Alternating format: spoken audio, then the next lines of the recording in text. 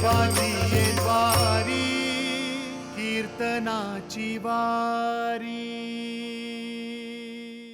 देवाची ये द्वारी कीर्तनाची वारी या भक्ती जागरात मी सुरभी हांडे तुम्हा सगळ्यांचं खूप स्वागत करते। आपण आपल्या आयुष्यात सगळं काही मिळावं म्हणून खूप मेहनत करत असतो आणि सगळ्यात शेवटी पांडुरंगाला म्हणतो, हे पांडुरंगा, आता या पुढचं सगळं तुझ्या चरणी मी अर्पण करतो।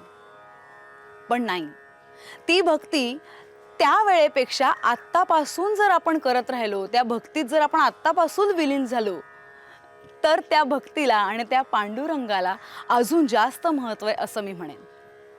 तर या भक्तीत विलीन होण्यासाठी आजचं आपण कीर्तन ऐकूयात। चला तर मग। रामकृष्ण हरी।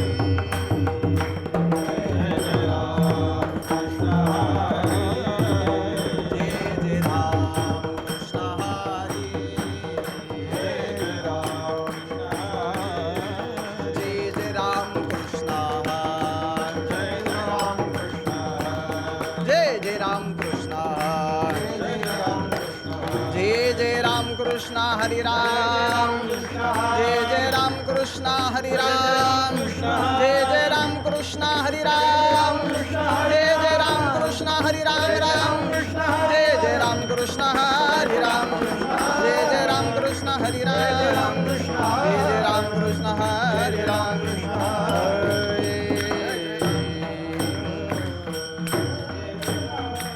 रूप पाहता लोचनी, रूप पाहता लोचनी, सुख झाले हो साजनी, तो हा विठ्ठल बरवा, तो हा माधव बरवा,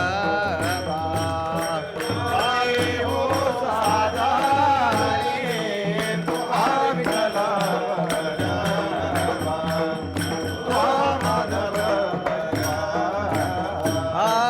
सुकृताची जोडी, बोला सुकृताची जोडी, म्हणून विठ्ठली आवाडी, तो हा विठ्ठल बरवा, तो हा माधव बरवा,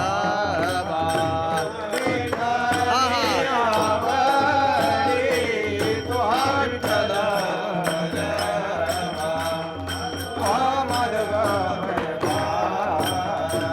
सुखाचे आगार, सर्व सुखाचे आगार,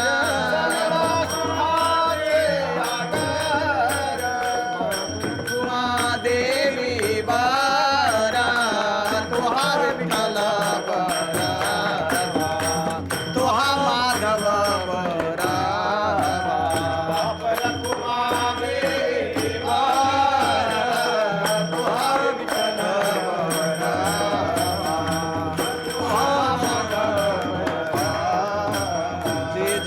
कृष्ण हरि राम, जय जय राम कृष्ण हरि राम, जय जय राम कृष्ण हरि, जय जय राम कृष्ण हरि, राम कृष्ण हरि, जय जय राम, जय जय राम कृष्ण हरि, जय जय राम कृष्ण हरि, राम कृष्ण हरि, जय जय राम, जय जय राम। पिंडघारीने झडपिला,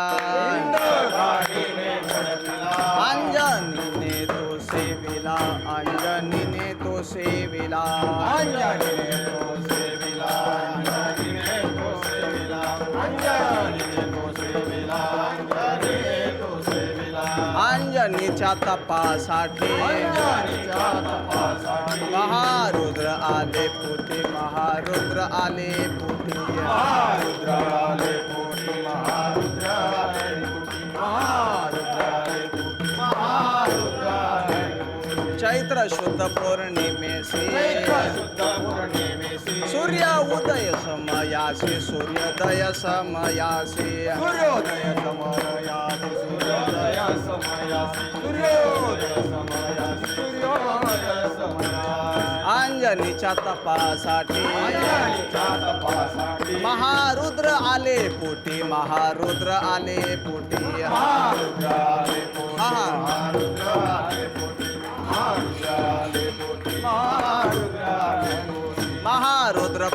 प्रगटले नामा म्हणे म्या वंदिले नामा म्हणे म्या वंदिले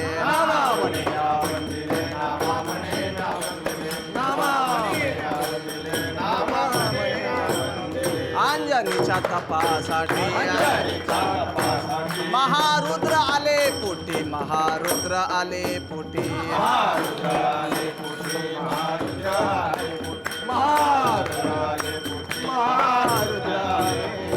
विठोबा रखुमा हरी हरी विठोबा रखुमा विठोबा रखुमा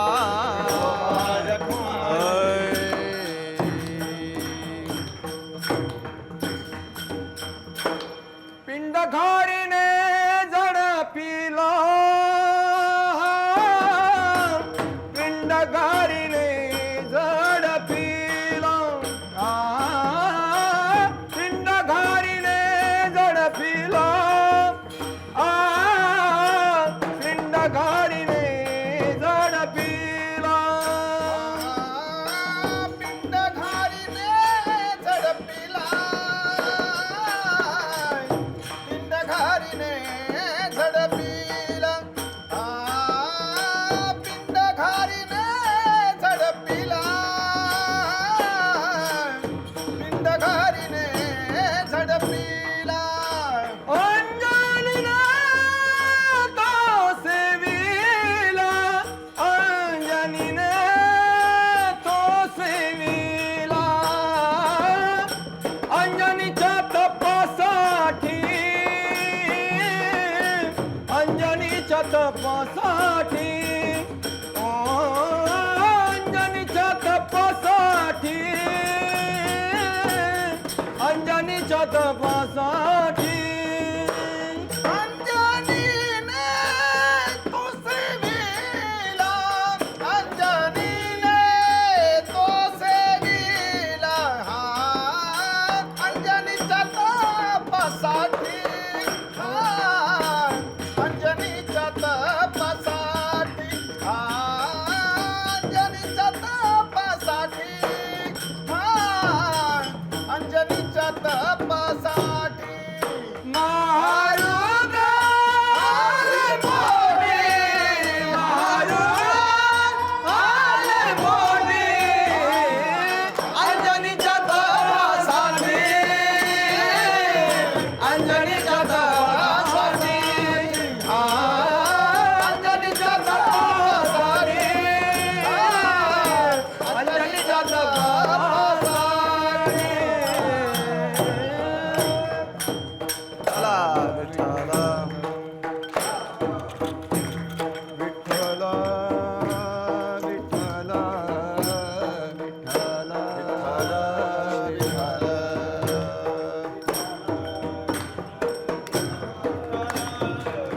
विठ्ठला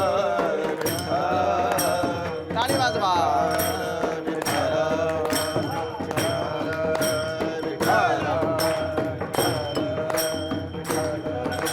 चला विठ्ठला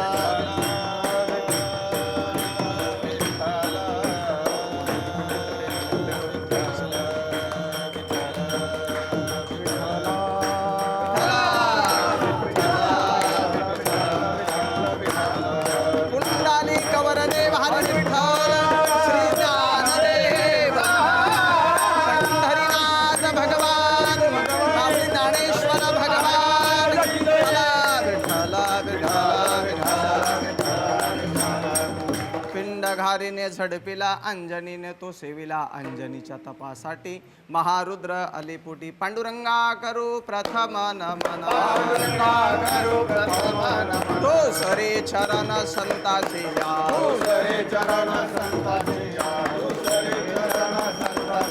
त्यांच्या कृपादाने कधेचा विस्तार बाबाजी सद्गुरु दास तुका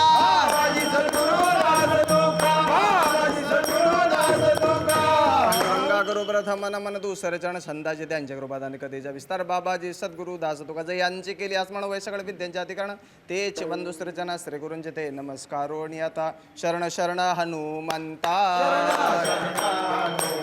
तुम्हा आलो रामदूता तुम्हा आलो रामदूता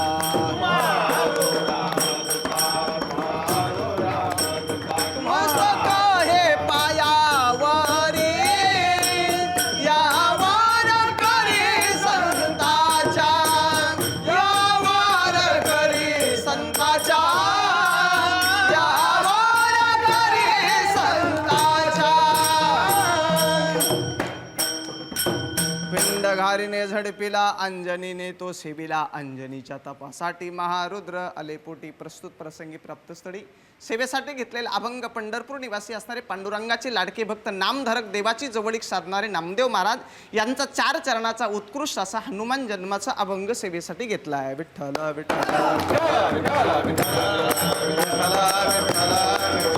अभंग 4 चरणाचा आहे. अभंग नामदेव महाराजांचा आहे. नामदेव महाराजांनी आजच्या अभंगामध्ये हनुमंतराय जन्माला आले याबद्दलचं वर्णन नामदेव महाराज आजच्या अभंगामध्ये प्रतिपादन करतात. विठ्ठल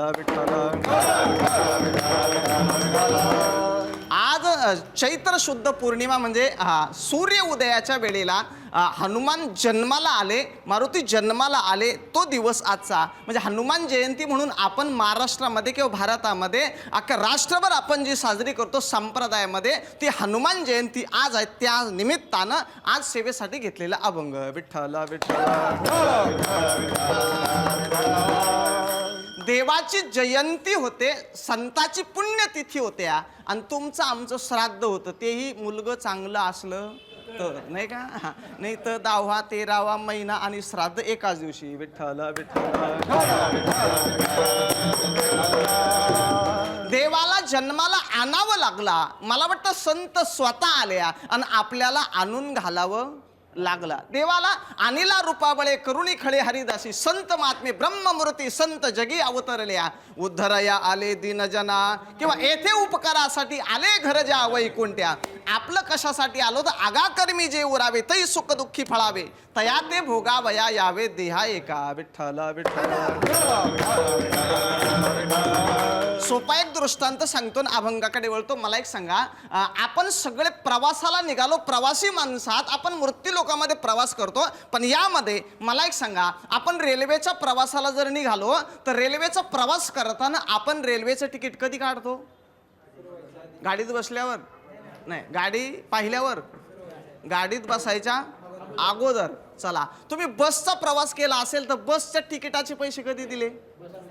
गाडीत बसल्या नंतर. आणि काळ्या पिवळीचा प्रवास केला असेल तर तिकिटाचे पैसे कधी दिले? उतरल्यावर. मग प्रवास तोच आहे. मग आपला प्रवास कोणता? तोच. सरक पुढं बसू दे माग. विठ्ठल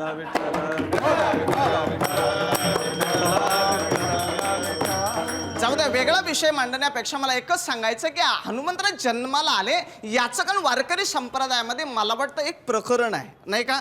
देव जन्माला का आले ह्याहीपेक्षा हनुमंतराय जन्माला येण्याचं कारण काय किंवा हनुमान कसे जन्माला आले याच तो बोलतो. विठ्ठल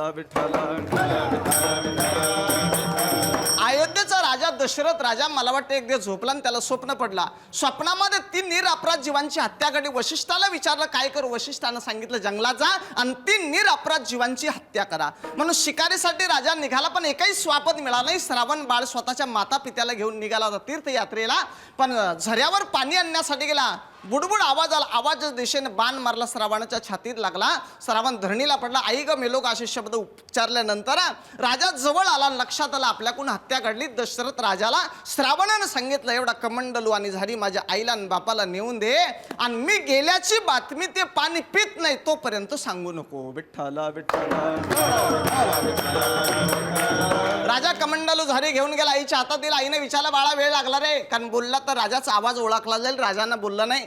आम्ही तुला त्रास देतोय म्हणून बोलत नाही का? फार तकलीफ होत असेल तर पाठीमागं चाल, पण बोल ना का वेळ लागला? तुला हिंस प्राण्यानं काही आडवा झाला का? काही हत्या झाली का? काही त्रास झाला का? सांग ना का वेळ लागला? पण राजा बोलत नव्हता. शेवटी आईच्या मुखातून शब्द निघाले, बाळा तू जोपर्यंत बोलत नाही तोपर्यंत आम्ही पाणी पिणार नाही.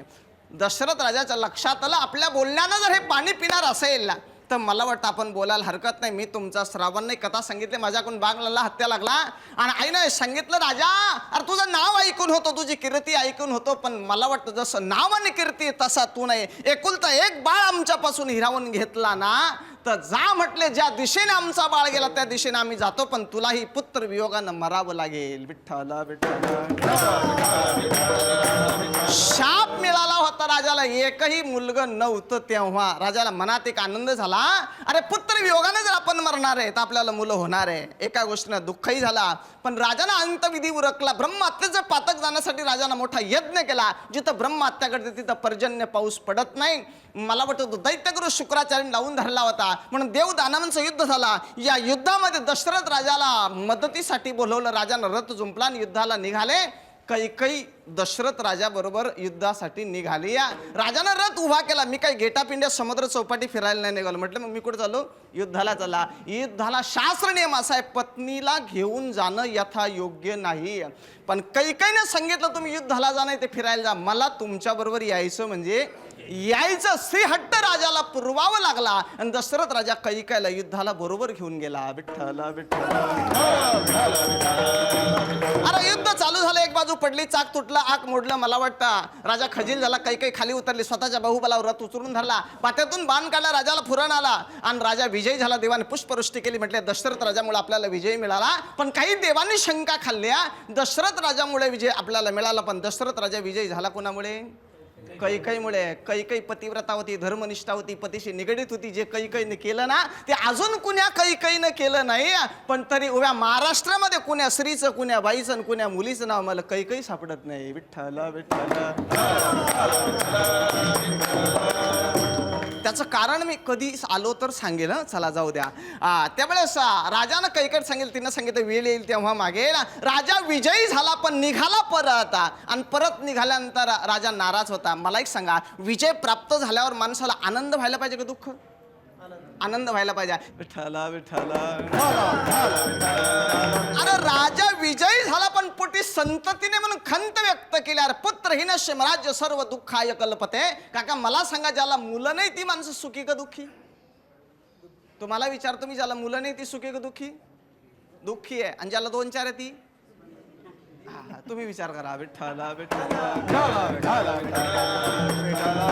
चला मग सांगितलं, एक रार विभांडक ऋषीचा मुलगा शृंग ऋषी, त्याच्या हातून जर पुत्र कामेष्टी नावाचा यज्ञ केला राजा तर तुला पोटी संतान होईल. सांगितला. अरे शृंग ऋषी अयोध्येत आणायचे, मग अयोध्येत येशील कसे? म्हटलं एक करा, शांतन नावाच्या राजाची कन्या, दशरथाला मुलं नव्हती म्हणून दशरथ राजानं मांडीवर शांता नावाची मुलगी दत्तक म्हणून घेतली होती. ती शांत नावाची कन्या शृंगाला द्या आणि तिच्या बरोबर त्याचा विवाह करा, तो अयोध्या सोडणार नाही. विठ्ठल विठ्ठल. अरे मग अयोध्येत येईल कसा हा विचार केला तर सांगितलं, अप्सरेच्या साह्यानं त्याला अयोध्येत भुलून आणा. देवगणा हाती आणविलास, देवगणा हाती आणविलास, देवगणा हाती आणविलास, देवगणा हाती आणविलास. यज्ञ तो प्रसंगी आरंभेला, यज्ञ तो प्रसंगी आरंभेला, यज्ञ तो प्रसंगी आरंभेला. अरे यज्ञाला ज्यावेळेस सुरुवात केली त्यावेळेस मला वाटतं त्याला पुरोहित म्हणून नेमला, पण शृंग ऋषीच्या पित्याला राग आला. अरे विभांडा का क्रोध आले अशी भारी, अयोध्या भितरी वेगी आला. राग आला आपल्या मुलाला अयोध्येत नेलं म्हणून. अयोध्येत विभांडक ऋषी आल्यामुळे दशरथ राजा सामोरा गेला. दशरथ राजा सामोरा जाऊन अतिप्रीती करून सभे माझी आला. सभेमध्ये आणल्यानंतर मुलेला सुनेला पाहिल्यानंतर मला वाटतं विभांडक ऋषीचा आनंद गंगाकात मावेना. पुत्र स्नुषा दोन्ही देखता नयनी. अरे मुलेला सुनेला पाहिल्यावर आनंदला मनी नामा म्हणे, सगळीकडे आनंद आनंद चालू झाला. आणि यज्ञाला जेव्हा सुरुवात झाली ना त्या सगळे ऋषी एकत्र आले आणि मंत्राचा कल्लोळ करतात. मंत्राला सुरुवात केली. वशिष्ठाला सांगितलं, यज्ञ सुरुवात झाला. आणि यज्ञाला सुरुवात झाल्यानंतर यज्ञ प्रसन्न झाला. यज्ञ नारायण संतोष पावला, यज्ञ नारायण संतोष पावला. प्रत्यक्ष तो आला कुंडातोनी, कुंडातोनी. प्रत्यक्ष तो आला कुंडातोनी, कुंडातोनी.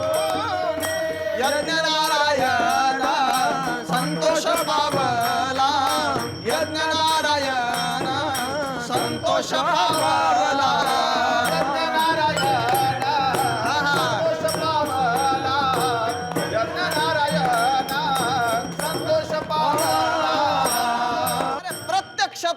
कुंडातून अग्नी प्रसन्न झाला, वरती आला, एक पायस पात्र घेतला, शृंगाच्या हातात दिला. शृंग ऋषीने मला वाटतं वशिष्ठाच्या हातात दिला आणि सांगितला, अरे विलंब करता विघ्न ओढवेल, नाही का, विलंब करू नका. वशिष्ठानं 3 भाग केले आणि 3 भाग केल्यानंतर तेवढ्यामध्ये काय झालं माहितीये का, प्रथम तो भाग कौसल्येशी दिला, तेने क्रोध आला कनिष्ठेशी. पहिला भाग कौशल्य दिला दिला, पण मला वाटतं कैकई नाराज झाली, कैकई रुसली गेली आणि खाली मान घातली. तेवढ्यामध्ये क्रोध कैकईला आल्यामुळे काय झालं माहितीये का, येताच क्रोध विघ्न ओढवेला, आकाश मार्गानं घार आली आणि तो कैकईचा पायस पात्राचा जो पिंड होता ना, तो मला वाटतं उचलला आणि घार त्या पिंडाला घेऊन गेली. अभंगाचं पहिलं चरण. पिंड गारीने झडपेला, पिंड गारीने झडपेला,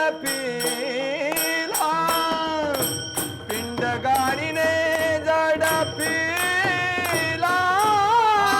पिंड गारीने झडपेला,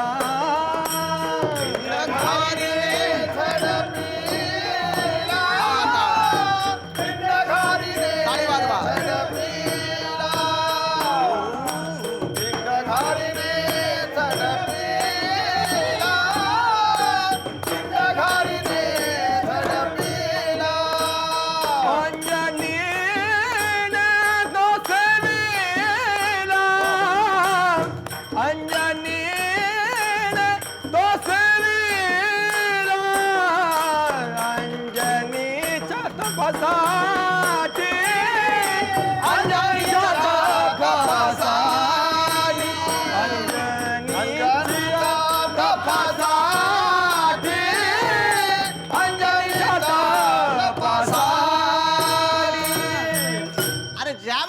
तो पिंड घारीने उचलला गेला आणि आकाश मार्गाने निघाली गार. पिंड घारीने झडपिला.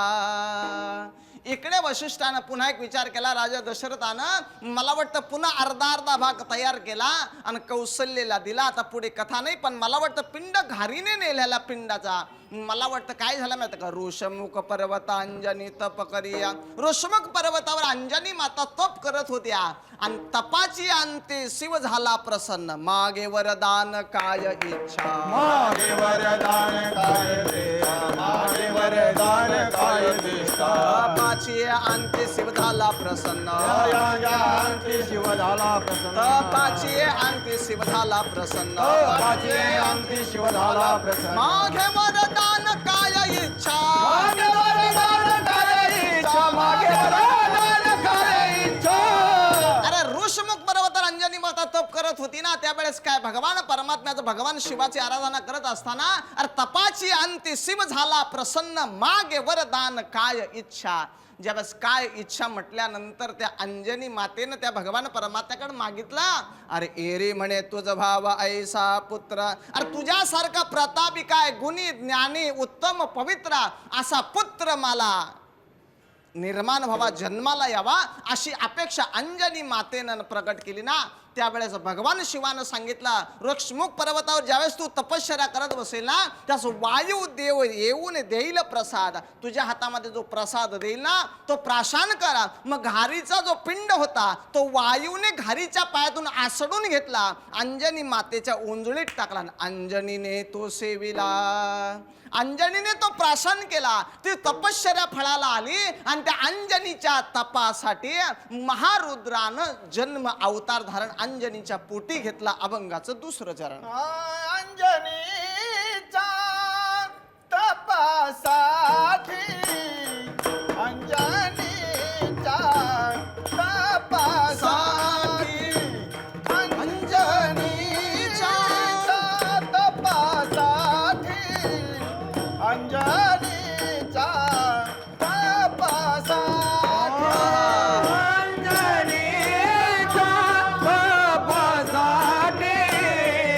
अंजनीचा तपासाठी, अंजनीचा तपासाठी, अंजनीचा तपासाठी, महारुद्र आले पोटी,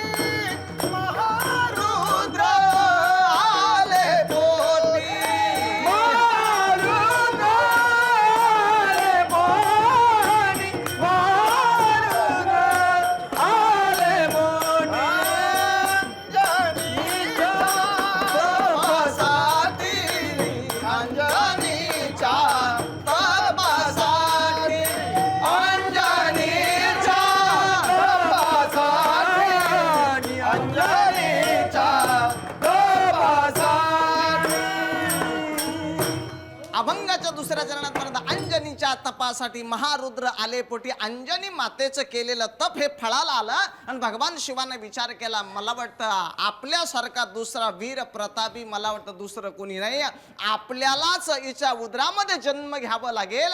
म्हणून अंजनीच्या तपासाठी महारुद्र आले पोटी.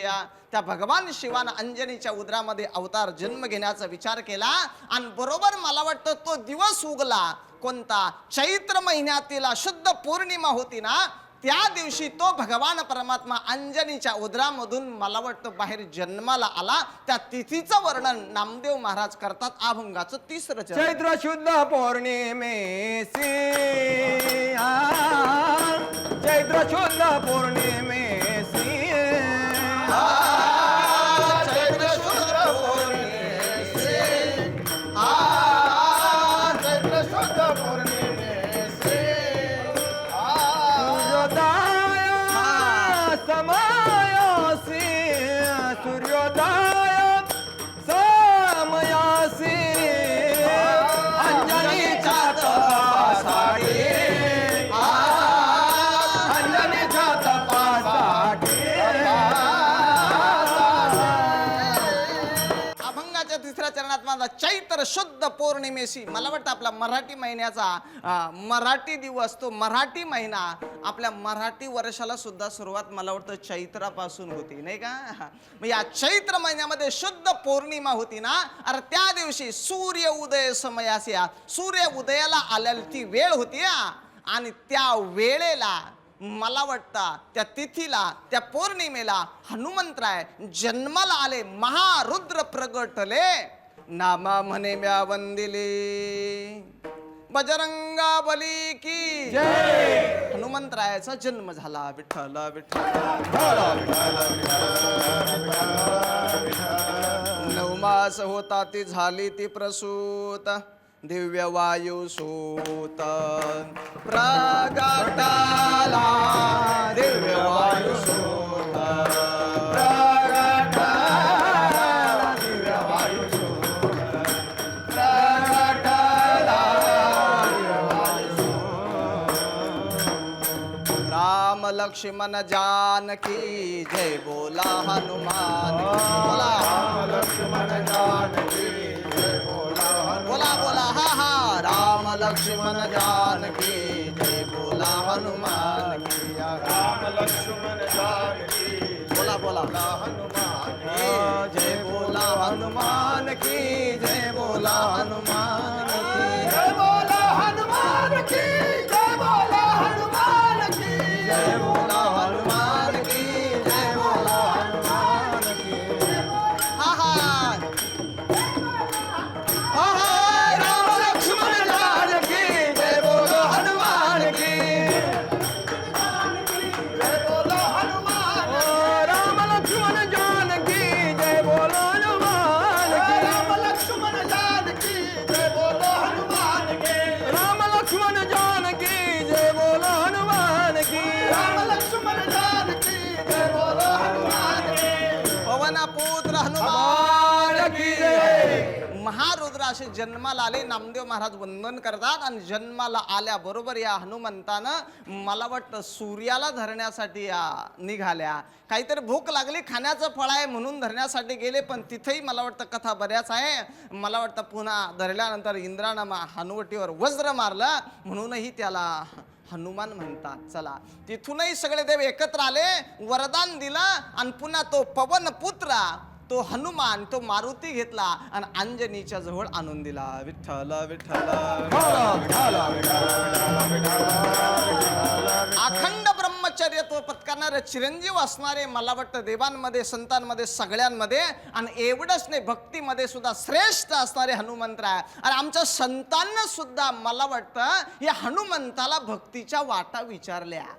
काय भक्तीच्या त्या वाटा माझा द्यावा सुभटा मज दावा सुभटा मज दावा सुभटा काय भक्तीच्या त्या वाटा माझा द्यावा मज दावा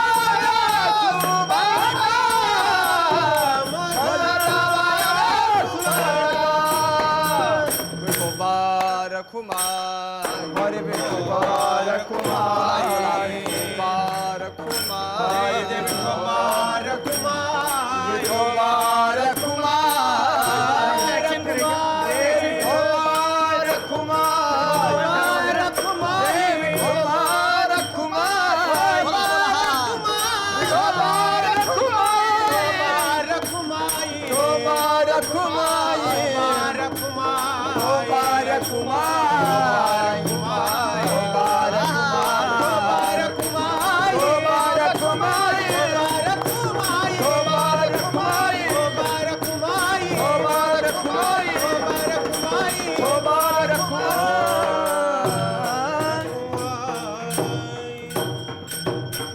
तुकोबरायांनी सुद्धा भक्तीच्या वाटा हनुमंताला विचारल्या. तुकोबराय म्हणतात, हनुमंत महाबळी रावणाची दाढी जाळी तया माझा नमस्कार वारंवार निरंतर करोनी उड्डाण केले लंकेचे शोधन.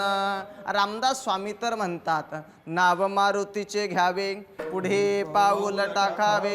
कोणत्याही कार्याला सुरुवात करायची असेल तर पहिले तुम्ही हनुमंताचं मारुतीचं नाव घ्या. अरे जिकडे तिकडे जाय भक्त पाठी राय हनुमंत. राम उपासना करी मारुती नांदे त्याचे घरी.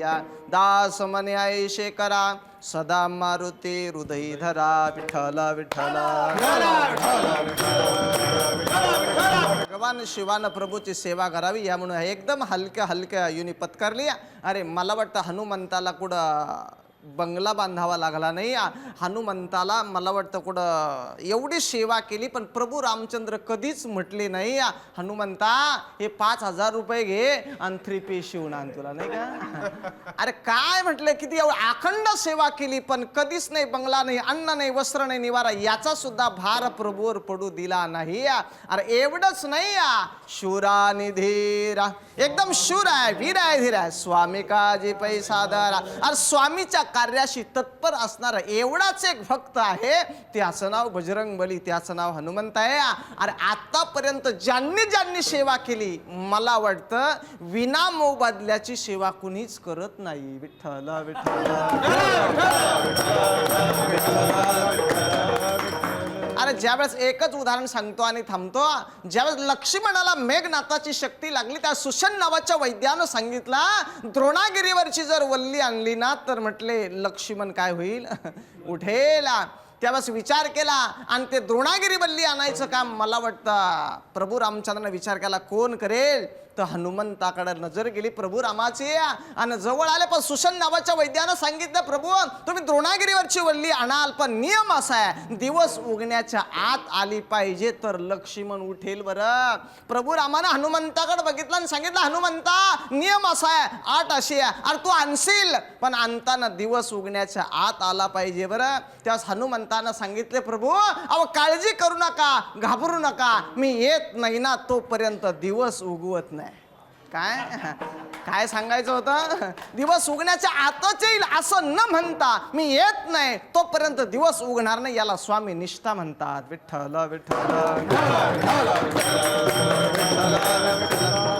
अरे ज्यावेळेस प्रभू रामचंद्र मला वाटतं रावणाचा वध करून अयोध्येमध्ये आले ना, अयोध्येत आल्यानंतर सगळ्यांना बोलवलं, सगळ्यांना सगळं दिलं, कुटुंबाला बोलवला, बोला तुम्हाला काय पाहिजे, लक्ष्मणाला बोलवलं, लक्ष्मणानं सांगितलं आपला जन्मभर वियोग नसावा. भरताला विचारलं काय पाहिजे, म्हटले तुझी चरणसेवा. शत्रुघ्नाला विचारलं काय पाहिजे, शत्रुघ्नानं सांगितलं भरतानं तुमची करावी, मी भरताचे करावे, याच्या पलीकडे लागत नाही. प्रभू रामचंद्राने विचार केला, तिघांनी काही मागितलं नाही, तिघांच्या बायकाला आपण काहीतरी देऊ. उर्मिलेला मांडवीला सुरकीर्तीला बोलवलं आणि सांगितलं बाळांनो बोला काय मागायचं. तिघी जवळ आल्या पण प्रभू रामचंद्राचा एक डोक्यात विचार आला आणि सांगितलं अरे आपल्या बायकोचा आपल्याकडे मागण्याचा अधिकार आहे.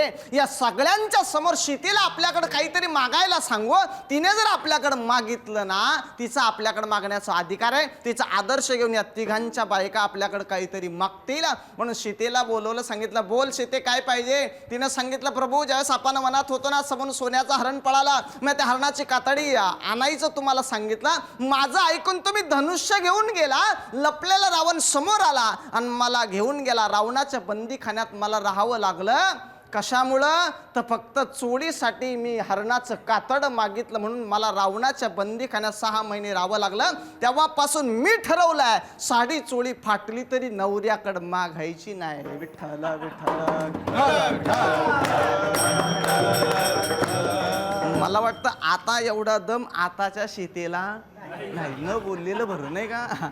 चला, ज्या वेळेस विचारलं उर्मिलेकडे नजर केली, म्हटले प्रभूजी तुम्ही मला देणार असेल, अरे 14 वर्ष मला पतीचा विरह झाला ना, तो सहन करण्याची शक्ती द्या. मांडवीला विचारलं तुला काय पाहिजे, तिनं सांगितलं प्रभू ज्या घरात रघुकुलामध्ये सून म्हणून आले ना त्याचाच मला अभिमान आहे, मला काही लागत नाही. प्रत्येक सुनेला ज्या घरी आली ना त्या घरी सून म्हणून येण्याचा अभिमान पाहिजे. सुरतीने विचारलं बाळा काय पाहिजे, तिनं सांगितलं प्रभू तुम्ही देणार आहे का, म्हटले देणार आहे. तिला आनंद झाला, मी बी मागणार आहे. म्हटलं सगळ्यांनी खाली माना घातल्या. आता ही सगळ्यात लहान आहे, आपलं नाक कापल्याशिवाय राहणार नाही. पण सांगितलं बोल तुला काय पाहिजे प्रभू, तुम्ही वनात जाताना जी वलकली वापरली ती मला द्या.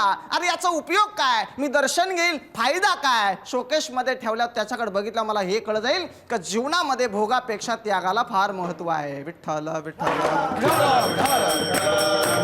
अरे कोणीच काही नाही दिलं. मग शेवटी सीतेची नजर हनुमंताकडे वळाली. अरे सगळ्यांना सगळं दिलं पण माझ्या हनुमंताला काही दिलं नाही. नवरत्नाचा हार घेतला हनुमंताकडे दिला आणि हनुमंतानं तो हार घेतला, तोडला, फोडला, प्रत्येक मणी घेतला, दाताखाली दाबला आणि असं फोडून बघितला. सीतेने विचार केला, शेवटी माकड ते माकड. अरे हनुमंता काय बघतो, अमोल किमतीचा नवरत्नाचा हार आहे, काय बघतो.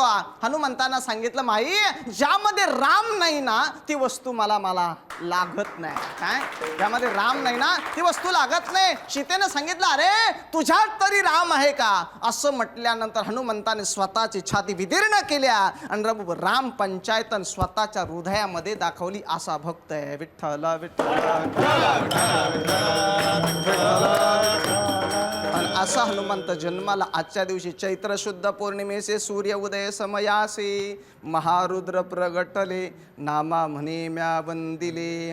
अभंगाचा भावार्थ झाला असाच असेल, काही सांगता येत नाही. सगळे हुशारात चतुरात गुणी ज्ञानी आहात, तुमच्यापुढे बोलावं असं काही अधिकार नाही. बोलण्यासाठी बोलून बोलण्याचं प्रयोजन केला, ज्यांच्यामुळे येण्याचा योग आला असे आपले म्हणजे का जो कार्यक्रम चालू आहे देवाची द्वारे कीर्तनाची वारी फक्त मराठी चॅनल या माध्यमातून आज हनुमंतराय जन्माला सर्वांपुढे प्रगट करण्याचा योग माझ्याकडे आला. तुम्हा सर्वांचे आभार मानतो, आलेले सर्वांचे आभार मानतो, तुम्हा सर्वांचे आभार मानतो आणि याच ठिकाणी माझ्या सेवेला पूर्ण विराम देतो. ज्ञानेश्वर माऊली ज्ञानेश्वर माऊली महाराज ज्ञानेश्वर माऊली. हाय विठ्ठल जय जय विठ्ठल जय बोलिले पुरे वेळी वारुडे क्षमा करार महाराज नाही विचारिला अधिकार मी आपला क्षमा करार महाराज ज्ञानेश्वरा राख पाया पैकी करा घरा क्षमा